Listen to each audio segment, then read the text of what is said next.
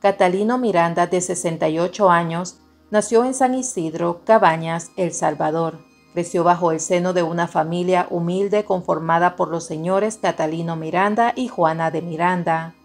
Quienes lo conocieron de joven aseguran que Catalino era un hombre de mirada seria, con pocas palabras pero con un hambre de superarse que no cualquiera tenía.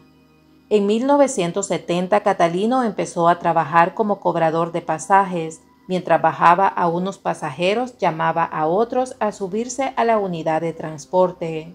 Pero Catalino no se conformaba con ser un simple ayudante.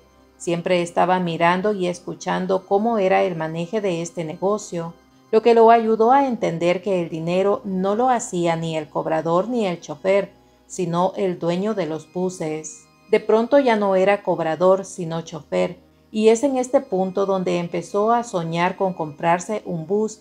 Trabajó día y noche, se tuvo que privar de muchas cosas que quería, pero al final logró ahorrar para comprarse su primera unidad, esa que le cambió la vida porque dejó de ser un empleado y se convirtió en su propio jefe. Catalino fue creciendo y compró más unidades hasta entrar en más rutas. Se volvió todo un empresario, pero de carácter duro, acostumbrado a imponer su voluntad y a no dejarse de nadie. Sus compañeros lo veían como un hombre trabajador, visionario, pero otros lo veían como un hombre abusivo y ambicioso que solo buscaba el dinero de los pasajeros.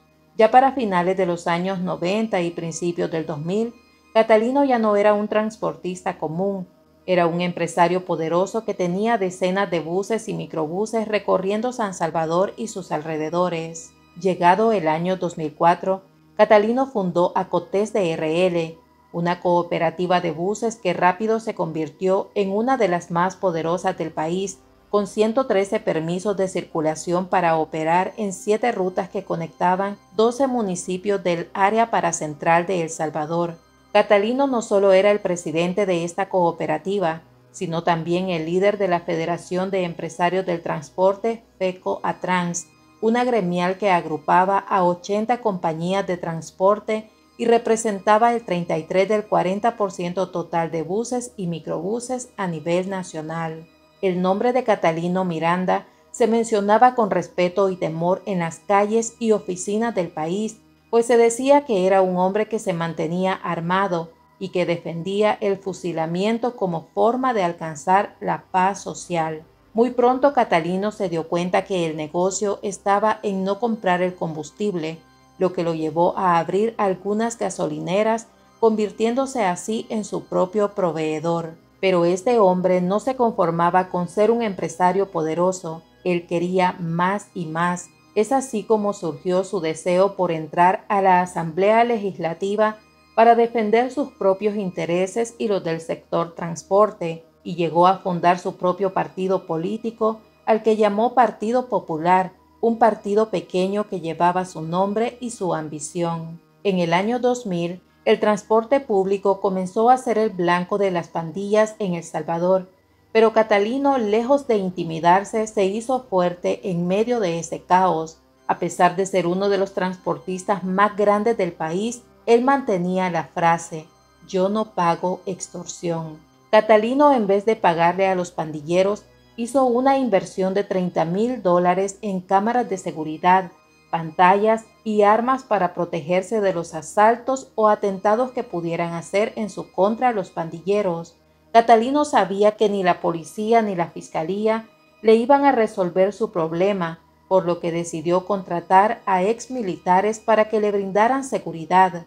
Uno de los hombres de confianza de Catalino era Tragaperras.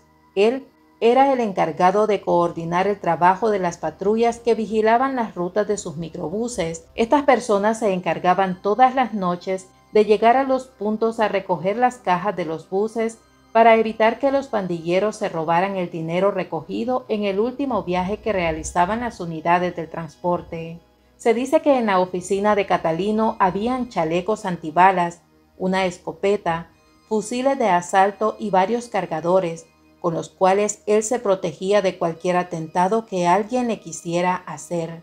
Pero antes de llegar hasta él, en el parqueo habían 4 hombres fuertemente armados que custodiaban la entrada a la fortaleza. y cuando Catalino salía, uno de ellos lo acompañaba, el resto se dividía las labores, uno custodiaba la fortaleza y los otros salían en las horas pico a quitar las cajas a los motoristas antes de que entraran a las puntas, donde permanecían los pandilleros, para así evitar que les robaran el dinero, y reaccionaban si alguna de las cámaras reportaba alguna amenaza. En una entrevista, Catalino dijo que los pandilleros querían $4 diarios por unidad y que él les había dicho a sus motoristas que la empresa tenía su política de no pago, por lo que si ellos querían trabajar las unidades, serían ellos los que debían llegar a un acuerdo con los pandilleros. Sea como sea, este plan le dio resultado a Catalino, pues los pandilleros en estas puntas asumieron que la extorsión la pagaban los empleados y no el jefe. Aunque eso implique a las pandillas renunciar a cantidades mayores, Catalino fue un hombre duro para negociar. Él relata que en una ocasión le dijo a uno de los pandilleros que si se terminaban a todos los motoristas y cobradores, que los mataran, que al final eran 8 millones de salvadoreños y que la extorsión no iba a durar toda la vida. Según las estadísticas, entre los años 2010 y 2015, fueron asesinados 692 empleados del transporte público. 123 de esos homicidios de motoristas y cobradores ocurrieron en los 7 municipios donde los buses de Catalino prestaban servicio, todos ocasionados por el no pago de la extorsión por parte de los propietarios de buses. Al final, las pandillas terminaban quitándole la vida a los empleados de Catalino por rehusarse a pagar la extorsión, o también conocida como renta. Catalino reconoció que desde el año 2004, unos 26 o 28 de sus empleados, entre cobradores y motoristas, fueron asesinados, pero otra parte de ellos decidían sacar el dinero de su salario para pagar y que los pandilleros les dejaran trabajar para no ser asesinados. El último de ellos, apodado Mala Suerte, también fue víctima de los pandilleros, que le dispararon en la cabeza en Cojutepeque el 10 de marzo mientras conducía un bus. El crimen quedó registrado en las cámaras de video que tenían los vehículos de Catalino. Un empresario del transporte dijo que Catalino ocupaba técnicas poco legales para lidiar con las pandillas. Catalino, entre risas, aceptó haber ofrecido hasta $1,000 por la cabeza de un pandillero en Facebook, porque según él, el problema de las pandillas debía resolverse con balas a mano propia.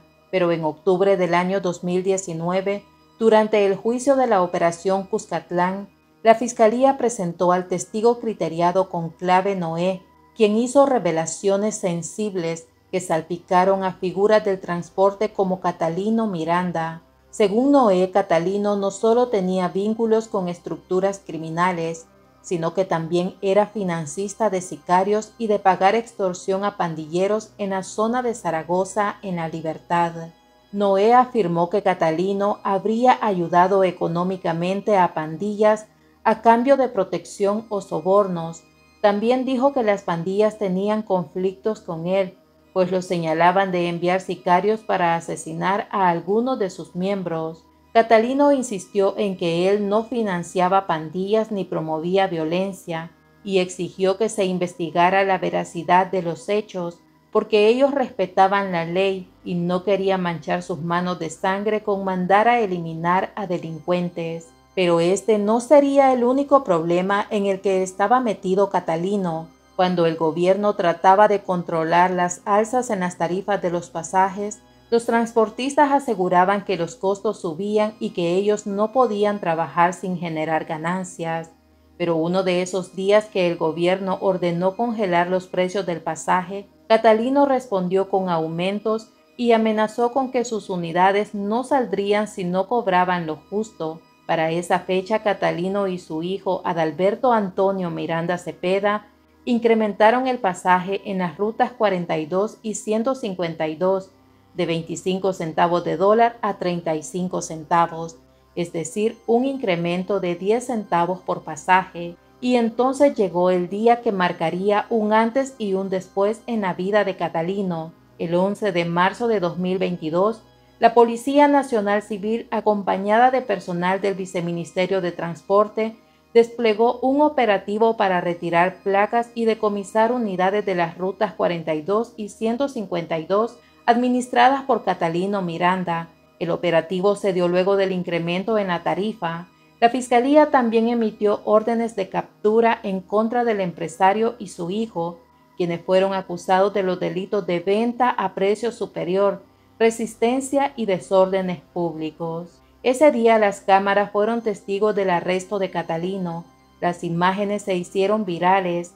Algunos celebraban expresando que ya era hora que le pusieran alto a ese abusivo. Otros lo veían con sorpresa. ¿Cómo es posible que arresten a un empresario tan grande? De este modo el imperio de Catalino empezó a caer. El gobierno no solo lo arrestó, sino que también fue un golpe directo a su poder económico. Lo que había construido durante décadas se lo estaban quitando en cuestión de horas. En un principio muchos pensaron que como Catalino tenía dinero, influencias y abogados a su disposición, solo era de esperar unos días para que éste saliera libre, pero no fue así. El empresario fue trasladado a prisión preventiva por las acusaciones que ya antes les mencioné. Aquel hombre que un día fue poderoso, parecía derrotado. Detrás de las rejas ya no tenía nada. Era uno más dentro del sistema penitenciario, donde las condiciones son duras, la dignidad se pierde y la mayoría no logra sobrevivir. Meses después de su captura, circularon rumores de que su salud estaba deteriorada. Decían que no estaba recibiendo atención médica adecuada, que sufría complicaciones médicas. A todo esto su familia exigía información, pero el silencio del Estado era más fuerte que cualquier respuesta. Ya para el mes de julio de 2023, Catalino fue operado por una complicación en la próstata. Más tarde fue hospitalizado en noviembre en el Hospital Sacamil, donde recibió diálisis por su insuficiencia renal, hasta que circuló una noticia que Catalino Miranda había muerto en prisión. La versión oficial hablaba de causas naturales, un hombre mayor con problemas de salud que simplemente no resistió. Eso fue lo que dijeron, pero la gente no lo creyó del todo y se preguntaban, ¿por qué no se le vio nunca más después de las primeras imágenes esposado? ¿Por qué tanto hermetismo alrededor de su muerte? Y el 19 de abril de 2024, su abogado Mauricio Gámez desmintió los rumores sobre la muerte de su cliente. Con el paso de los meses, la Fiscalía emitió una nueva orden de captura en contra de Catalino Miranda y José Braulio Miranda Arteaga por el delito de falsedad material. A ello se suma Adalberto Segovia Escamilla por uso y tenencia de documentos falsos. La acusación habla de que hicieron un préstamo por $1.800.000 que dejaron de pagar en el año 2021, luego de falsificar un documento de cancelación de hipoteca a fin de librarse del pago del préstamo. Este documento lo presentaron en el CNR para liberar 2 inmuebles que se tenían como garantía. Luego falsificaron otro documento y lo presentaron en el BMT para liberar 79 autobuses que también habían inscrito en garantía del préstamo obtenido.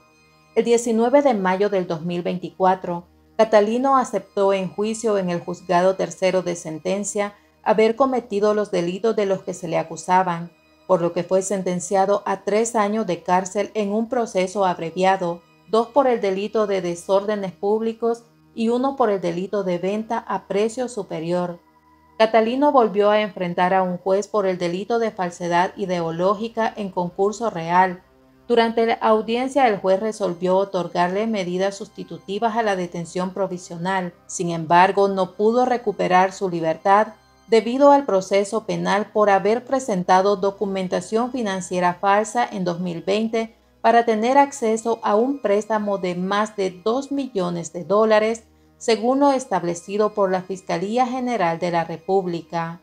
En la actualidad, Catalino Miranda permanece detenido en el centro penitenciario de Mariona.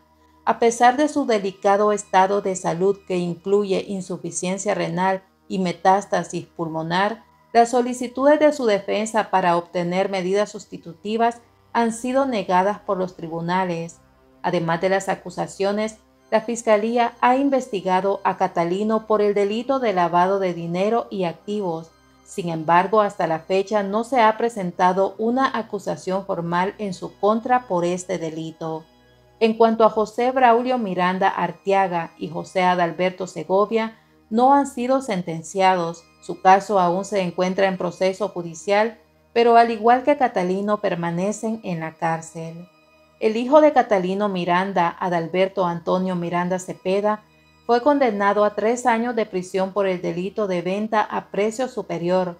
Un tribunal de San Salvador dictó esta sentencia el 6 de octubre de 2023, tras un juicio en su ausencia debido a su no comparecencia. Miranda Cepeda es considerado prófugo y las autoridades están realizando diligencias para su captura y cumplimiento de la condena.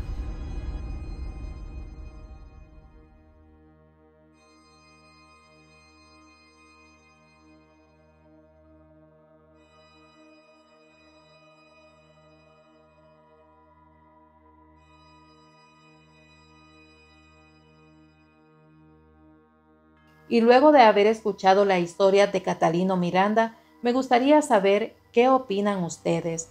Yo los estaré leyendo.